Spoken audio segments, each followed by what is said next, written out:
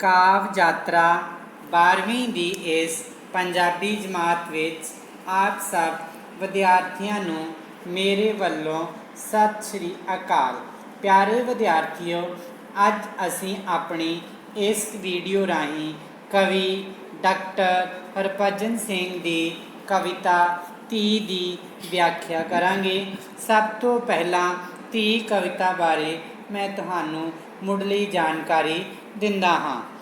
ਕਵਿਤਾ ਧੀ ਸ਼ਬਦ ਬੜੇ ਹੀ ਅਦਬ ਅਤੇ ਸਤਿਕਾਰ ਨਾਲ ਲਿਆ ਜਾਂਦਾ ਹੈ। ਧੀ, ਡਾਟਰ, ਬੇਟੀ। ਧੀ ਨੂੰ ਪੁੱਤ ਕਹਿ ਕੇ ਵੀ ਬੁਲਾਇਆ ਜਾਂਦਾ ਹੈ, ਜਦ ਕਿ ਪੁੱਤਰਾਂ ਨੂੰ ਕਦੇ ਵੀ ਧੀ ਕਹਿ ਕੇ ਨਹੀਂ ਬੁਲਾਇਆ ਜਾਂਦਾ। ਮਿਥਿਹਾਸ ਹਿੰਦੂ ਮਿਥਿਹਾਸ ਦੀ ਗੱਲ ਕੀਤੀ ਗਈ ਹੈ ਕਿ ਜੋ ਐਸਾ ਇਤਿਹਾਸ ਜੋ ਮਿਥਿਆ ਗਿਆ ਹੈ।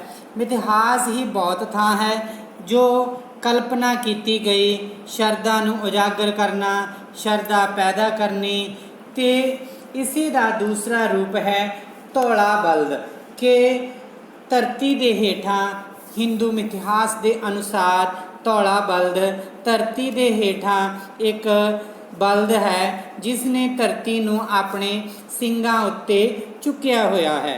ਅਤੇ ਜਦ ਕਦੀ ਕਹਿੰਦੇ ਇਹ ਦੂਸਰੇ ਸਿੰਗ, ਪਹਿਲਾਂ ਇੱਕ ਸਿੰਗ ਫਿਰ ਦੂਜੇ ਸਿੰਗ 'ਤੇ ਜਦੋਂ ਧਰਤੀ ਦਾ ਭਾਰ ਕਰਦਾ ਹੈ ਤਾਂ ਧਰਤੀ ਉੱਤੇ ਭੂਚਾਲ ਆਉਂਦਾ ਹੈ।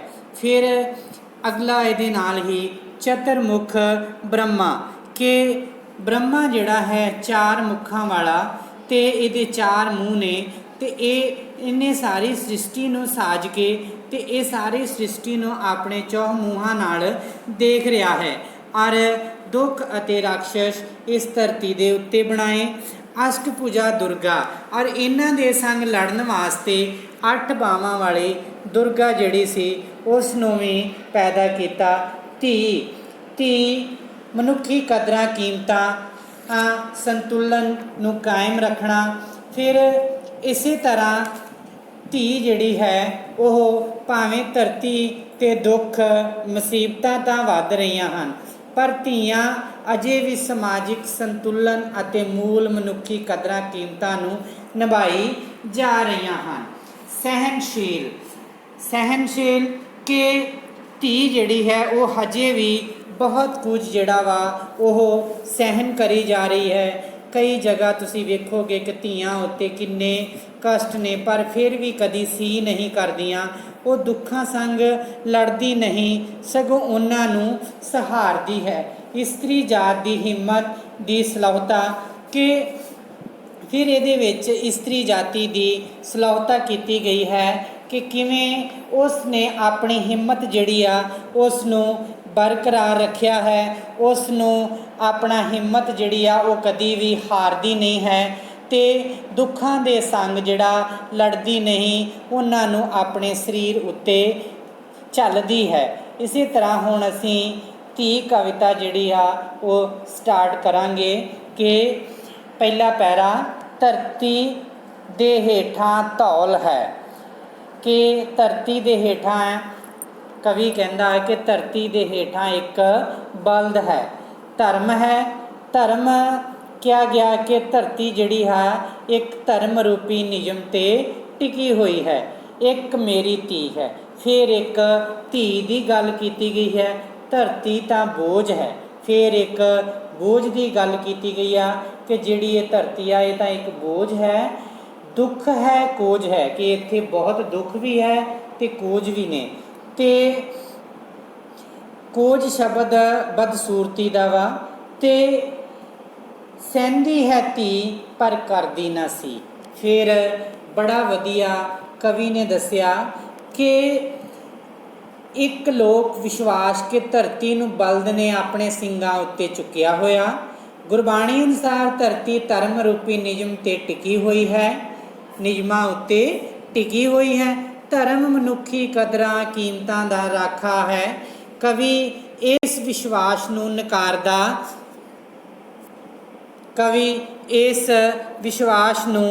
ਨਕਾਰਦਾ ਨਹੀਂ, ਔਰ ਸਗੋਂ ਇੱਕ ਨਵੀਂ ਗੱਲ ਸਿਰਜਦਾ ਕਿ ਧਰਤੀ ਦੇ ਹੇਠਾਂ ਧੌਲ, ਧਰਮ ਅਤੇ ਮੇਰੀ ਧੀ ਹੈ। उसने ही सारी धरती ਨੂੰ ਭਾਰ ਚੁੱਕਿਆ ਹੋਇਆ ਹੈ। जिस तरह धरती उत्ते दुख बोझ है कूझ है, इसी तरह इस्त्री उत्ते भी समाज ਵੱਲੋਂ ਵਧੀਕੀਆਂ ਕੀਤੀਆਂ ਜਾਂਦੀਆਂ ਹਨ। ਉਸ ਨਾਲ ਮਾੜਾ ਸਲੂਕ ਕਰਕੇ ਉਸ ਨੂੰ ਦੁਖੀ ਕੀਤਾ ਜਾਂਦਾ ਹੈ, ਉਸ ਨੂੰ ਬੋਝ ਵੀ ਸਮਝਿਆ ਜਾਂਦਾ ਹੈ। ਪਰ ਉਹ ਸੰਸਾਰ ਵੱਲੋਂ ਮਿਲੇ ਇਸ ਸਾਰੇ ਭਾਰ ਨੂੰ ਚੁੱਕਦੀ ਹੈ, ਪਰ ਅੱਗੋਂ ਸੀ ਤੱਕ ਨਹੀਂ ਕਰਦੀ, ਕੁਝ ਵੀ ਨਹੀਂ ਬੋਲਦੀ। ਇਹੀ ਉਸ ਦੀ ਸਭ ਤੋਂ ਵੱਡੀ ਮਹਾਨਤਾ ਹੈ। ਧੌਲ ਤਾਂ ਥੱਕਿਆ, ਥੱਕ ਕੇ ਬਹਿ ਗਿਆ। ਫਿਰ ਕਵੀ ਕਹਿੰਦਾ ਕਿ ਧੌਲ ਜਿਹੜਾ ਧਰਤੀ ਦੇ ਥੱਲੇ ਬਲਦ ਸੀ ਉਹ ਥੱਕ ਕੇ ਬਹਿ ਗਿਆ, ਕਿ ਉਹ ਭਾਰ ਚੁੱਕ ਚੁੱਕ ਕੇ ਥੱਕ ਗਿਆ, ਥੱਕ ਕੇ ਬਹਿ ਗਿਆ ਅਤੇ ਪੰਖ ਲਾ ਕੇ ਉੱਡ ਗਿਆ। ਅਤੇ ਜਿਹੜਾ ਇੱਥੇ ਧਰਮ ਸੀ ਉਹ ਵੀ ਖੰਭ ਲਾ ਕੇ ਉੱਡ ਗਿਆ।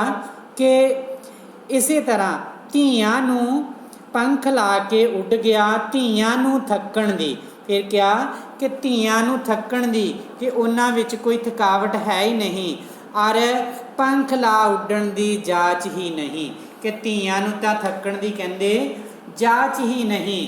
ਅਤੇ ਲੋਕ ਇਹ ਵਿਸ਼ਵਾਸ ਬਦਲ ਚੁੱਕਾ ਕਿ ਧਰਤੀ ਨੂੰ ਬਲਦ ਨੇ ਸਿੰਘਾਂ ਉੱਤੇ ਚੁੱਕਿਆ ਹੋਇਆ ਹੈ। ਗੁਰੂ ਨਾਨਕ ਦੇਵ ਜੀ ਨੇ ਵੀ ਇਸ ਵਿਚਾਰ ਦਾ ਖੰਡਨ ਕੀਤਾ ਅਤੇ ਕਿਹਾ ਕਿ ਧੌਲ ਤਾਂ ਪਰਮਾਤਮਾ ਦੀ ਦਇਆ ਵੱਲੋਂ ਉਪਜਿਆ ਧਰਮ ਹੈ, ਜਿਸ ਦੇ ਸੂਤਰ ਵਿੱਚ ਧਰਤੀ ਬੱਝੀ ਹੋਣੀ ਹੈ। ਧਰਮ ਵਿੱਚ ਵੀ ਲੋਕਾਂ ਦਾ ਵਿਸ਼ਵਾਸ ਨਹੀਂ ਰਿਹਾ, ਉਸ ਦਾ ਮਹੱਤਵ ਘਟਦਾ ਜਾ ਰਿਹਾ ਅਤੇ ਉਹ ਵੀ ਕਿਧਰੇ ਖੰਭ ਲਾ ਕੇ ਉੱਡ ਗਿਆ ਹੈ। ਲੋਕ ਅਧਰਮੀ ਹੋ ਚੁੱਕੇ ਹਨ, ਇਸ ਲਈ ਧਰਤੀ 'ਤੇ ਦੁੱਖ ਮੁਸੀਬਤਾਂ ਵੱਧ ਰਹੀਆਂ ਹਨ। ਪਰ ਕਵੀ ਕਹਿੰਦਾ ਹੈ ਕਿ ਧੀਆਂ ਅਜੇ ਵੀ ਸਮਾਜਿਕ ਸੰਤੁਲਨ ਅਤੇ ਮੂਲ ਮਨੁੱਖੀ ਕਦਰਾਂ ਕੀਮਤਾਂ ਨੂੰ ਨਿਭਾਈ ਜਾ ਰਹੀਆਂ ਹਨ। ਉਹਨਾਂ ਨੂੰ ਥੱਕਣ ਜਾਂ ਖੰਭ ਲਾ ਕੇ ਉੱਡਣ ਦੀ ਜਾਚ ਹੀ ਨਹੀਂ ਹੈ, ਭਾਵ ਉਹ ਹਰ ਜ਼ੁਲਮ ਨੂੰ ਚੁੱਪਚਾਪ ਸਹਾਰੀ ਜਾ ਰਹੀਆਂ ਹਨ, ਕੋਈ ਬਗਾਵਤ ਨਹੀਂ ਕਰਦੀਆਂ। ਇਸੇ ਤਰ੍ਹਾਂ ਉਹ ਸਾਰੇ ਦੁੱਖਾਂ ਦਾ ਭਾਰ ਆਪਣੇ ਸਿਰ ਉੱਤੇ ਚੁੱਕੀ ਰੱਖਦੀਆਂ ਹਨ। ਚਤੁਰਮੁਖ ਬ੍ਰਹਮਾ ਨੇ ਦੁਨੀਆ ਬਣਾਈ। ਫਿਰ ਕਵੀ ਕਹਿੰਦਾ ਕਿ ਬ੍ਰਹਮਾ ਜਿਹਦੇ 4 ਮੂੰਹ ਸੀ, ਉਹਨੇ ਇਹ ਸਾਰੀ ਸ੍ਰਿਸ਼ਟੀ ਜਿਹੜੀ ਸੀ ਸਾਜੀ, ਉਹਨੇ ਦੁੱਖ ਬਣਾਏ ਸਹਿਜ ਪੁਜ। ਫਿਰ ਉਹਨੇ ਇਸ ਧਰਤੀ ਦੇ ਉੱਤੇ ਦੁੱਖ ਜਿਹੜੇ ਸੀ ਉਹ ਬਣਾਏ ਉਹਨਾਂ ਸੰਗ ਲੜਨ ਲਈ, ਕਿ ਦੁੱਖ ਜਿਹੜੇ ਸੀ ਬਿਮਾਰੀਆਂ ਸਨ ਉਹਨਾਂ ਦੇ ਨਾਲ ਲੜਨ ਲਈ। ਫਿਰ ਕੀ ਕੀਤਾ, ਇੱਕ ਦੇਵੀ ਅਸ਼ਟਭੁਜੀ ਹੈ। ਫਿਰ ਕਹਿੰਦੇ ਕਿ ਇੱਕ ਦੇਵੀ ਬਣਾਈ ਜਿਹਦੀਆਂ 8 ਬਾਹਾਂ ਸਨ, ਉਹ ਦੇਵੀ ਬਣਾਈ, ਕਿ ਜਿਹੜੀ ਉਹ ਦੇਵੀ ਉਹਨਾਂ ਦੁੱਖਾਂ ਅਤੇ ਬਿਮਾਰੀਆਂ ਦਾ ਨਾਸ਼ ਕਰੇਗੀ। ਪਰ ਧੀ ਤਾਂ ਹੈ ਇੱਕ ਮਨੁੱਖ। ਫਿਰ ਇੱਕ ਧੀ ਨੂੰ ਲਾਚਾਰ ਕਿਹਾ ਗਿਆ ਕਿ ਉਹ ਤਾਂ ਇੱਕ ਮਨੁੱਖ ਹੈ, ਕਿ ਉਹ ਸਿਰਫ ਇੱਕ ਇਨਸਾਨ ਹੈ, ਉਹ ਵੀ ਅੱਧੀ ਮਸਾਂ ਪਾਉਣੀ। ਕਿਹਾ ਗਿਆ ਕਿ ਉਹ ਵੀ ਅੱਧੀ ਮਸਾਂ ਪਾਉਣੀ। ਉਹ ਦੁੱਖਾਂ ਸੰਗ ਲੜਦੀ ਨਹੀਂ, ਦੁੱਖ ਚੁੱਕਦੀ ਹੈ। ਕਹਿੰਦੇ ਕਿ ਸਗੋਂ ਉਹ ਕੀ ਕਰਦੀ ਹੈ, ਇਹਨਾਂ ਦੁੱਖਾਂ ਦੇ ਨਾਲ ਲੜਦੀ ਨਹੀਂ, ਇਹਨਾਂ ਨੂੰ ਆਪਣੇ ਸਰੀਰ ਉੱਤੇ ਹੰਢਾਉਂਦੀ ਹੈ, ਔਰ ਇਹਨਾਂ ਨੂੰ ਆਪਣੇ ਸਰੀਰ ਉੱਤੇ ਇਹਨਾਂ ਦਾ ਭਾਰ ਜਿਹੜਾ ਵਾ ਉਹਨਾਂ ਨੂੰ ਚੁੱਕਦੀ ਹੈ। ਔਰ ਇਹਨਾਂ ਦੁੱਖਾਂ ਨਾਲ ਲੜਨ ਲਈ ਇੱਕ ਦੇਵੀ ਵੀ ਉਹਨੇ ਬਣਾਈ 8 ਬਾਹਾਂ ਵਾਲੀ, ਔਰ ਦੁਰਗਾ ਦੇਵੀ ਦੁਸ਼ਮਣਾਂ ਦਾ ਨਾਸ਼ ਕਰਨ ਲਈ। ਤੇ ਫਿਰ ਇਸੇ ਤਰ੍ਹਾਂ ਤੇ ਕਹਿੰਦੇ ਕਿ ਪੂਰਾ ਸਨਮਾਨਯੋਗ ਸਥਾਨ ਨਹੀਂ ਮਿਲਿਆ, ਇਸ ਲਈ ਇਹ ਅੱਧੀ ਪੌਣੀ ਇਸਤਰੀ, ਨਿਮਾਣੀ ਇਸਤਰੀ ਦੁੱਖਾਂ ਸੰਗ ਲੜਦੀ ਨਹੀਂ, ਸਗੋਂ ਉਹਨਾਂ ਨੂੰ ਸਹਾਰਦੀ ਹੈ। ਕਿਉਂਕਿ ਅੱਜ ਵੀ ਸਾਡੇ ਸਮਾਜ ਵਿੱਚ ਇਸਤਰੀ ਨੂੰ ਪੂਰੀ ਤਰ੍ਹਾਂ ਆਜ਼ਾਦੀ ਨਹੀਂ ਮਿਲੀ, ਉਸ ਨੂੰ ਸਮਾਜਿਕ ਬੰਧਨਾਂ ਅਧੀਨ ਰਹਿਣਾ ਪੈਂਦਾ ਹੈ। ਅੱਗੇ ਅਖੀਰਲਾ ਪੈਰਾ, ਧਰਤੀ ਦੇ ਹੇਠਾਂ। ਫਿਰ ਕਿਹਾ ਕਿ ਧਰਤੀ ਦੇ ਥੱਲੇ ਕਦੇ ਧੌਲ ਸੀ, ਫਿਰ ਕਿਹਾ ਕਿ ਕਦੇ ਬਲਦ ਸੀ, ਧਰਮ ਸੀ। ਧਰਮ ਕਿ ਧਰਤੀ ਜਿਹੜੀ ਆ ਧਰਮ ਦੇ ਨਿਯਮਾਂ ਵਿੱਚ ਬੱਝੀ ਹੋਈ। ਹੁਣ ਮੇਰੀ ਧੀ ਹੈ। ਕਿਹਾ ਗਿਆ ਕਿ ਹੁਣ ਸਿਰਫ ਇੱਕ ਮੇਰੀ ਧੀ ਹੈ ਜਿਹੜੀ ਇਹ ਬੋਝ ਸਾਰਾ ਹੀ ਚੁੱਕਿਆ ਹੋਇਆ ਹੈ। ਔਰ ਧਰਤੀ ਦੇ ਟਿਕੇ ਹੋਣ ਸੰਬੰਧੀ ਪੁਰਾਤਨ ਵਿਸ਼ਵਾਸ ਕਿ ਧੌਲ ਦੇ ਸਿੰਘਾਂ ਤੇ ਅਤੇ ਧਰਮ ਦੇ ਆਸਰੇ ਬਦਲ ਚੁੱਕੇ ਹਨ। ਅੱਜ ਤਾਂ ਧਰਤੀ ਦਾ ਭਾਰ ਧੀ ਨੇ ਚੁੱਕਿਆ ਹੋਇਆ ਹੈ। ਸਮਾਜ ਦੀਆਂ ਵਧੀਕੀਆਂ, ਜ਼ੁਲਮ, ਤਾਹਨੇ, ਮਿਹਣੇ, ਦੁੱਖ, ਦਰਦ ਆਦਿ ਸਭ ਕੁਝ ਧੀ ਰੂਪੀ ਇਸਤਰੀ ਚੁੱਪਚਾਪ ਬਰਦਾਸ਼ਤ ਕਰੀ ਜਾ ਰਹੀ ਹੈ।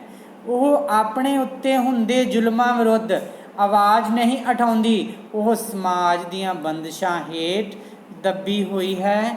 ਜਿਵੇਂ ਕਦੇ ਪਹਿਲਾਂ ਧੌਲ ਧਰਮ ਸੀ, ਇਸ ਕਰਕੇ ਅਖੀਰ ਵਿੱਚ ਅਸੀਂ ਇਹ ਕਹਿ ਸਕਦੇ ਹਾਂ ਕਿ ਜਿਸ ਨੇ ਧਰਤੀ ਨੂੰ ਆਪਣੇ ਸਿੰਘਾਂ 'ਤੇ ਚੁੱਕਿਆ ਹੋਇਆ ਹੈ। ਗੁਰੂ ਨਾਨਕ ਦੇਵ ਜੀ ਨੇ ਇਸ ਵਿਚਾਰ ਦਾ ਖੰਡਨ ਕੀਤਾ ਹੈ ਅਤੇ ਕਿਹਾ ਕਿ ਧਰਤੀ ਧਰਮ ਦੇ ਆਸਰੇ ਟਿਕੀ ਹੋਈ ਹੈ, ਪਰ ਸਮਾਂ ਪਾ ਕੇ ਧਰਮ ਵੀ ਪੰਖ ਲਾ ਕੇ ਉੱਡ ਗਿਆ ਅਤੇ ਧਰਤੀ 'ਤੇ ਜ਼ੁਲਮ ਹੋਣ ਲੱਗ ਪਏ। ਲੋਕ ਵਿਸ਼ਵਾਸ ਥਿੜਕ ਚੁੱਕਾ ਹੈ, ਧਰਮ ਦਾ ਮਹੱਤਵ ਖਤਮ ਹੋ ਗਿਆ ਹੈ, ਪਰ ਔਰਤ ਜਾਤ ਅਜੇ ਵੀ ਸਮਾਜਿਕ ਸੰਤੁਲਨ ਅਤੇ ਮੂਲ ਮਾਨਵੀ ਕੀਮਤਾਂ ਨੂੰ ਨਿਭਾਈ ਜਾ ਰਹੀ ਹੈ। ਸਮਾਜਿਕ ਸੰਤੁਲਨ ਨੂੰ ਕਾਇਮ ਰੱਖਣ ਵਿੱਚ ਉਸ ਦੇ ਯੋਗਦਾਨ ਨੂੰ ਸਲਾਹੁਣਾ ਚਾਹੀਦਾ ਹੈ। ਔਰ ਅਖੀਰ ਵਿੱਚ ਮੈਂ ਇਹੀ ਕਹਾਂਗਾ ਕਿ ਧੀ ਜਿਹੜੀ ਆ ਉਸ ਨੇ ਧਰਤੀ ਦਾ ਬੋਝ ਸਾਰਾ ਹੀ ਆਪਣੇ ਸਿਰ ਉੱਤੇ ਚੁੱਕਿਆ ਹੋਇਆ ਹੈ। ਧੰਨਵਾਦ।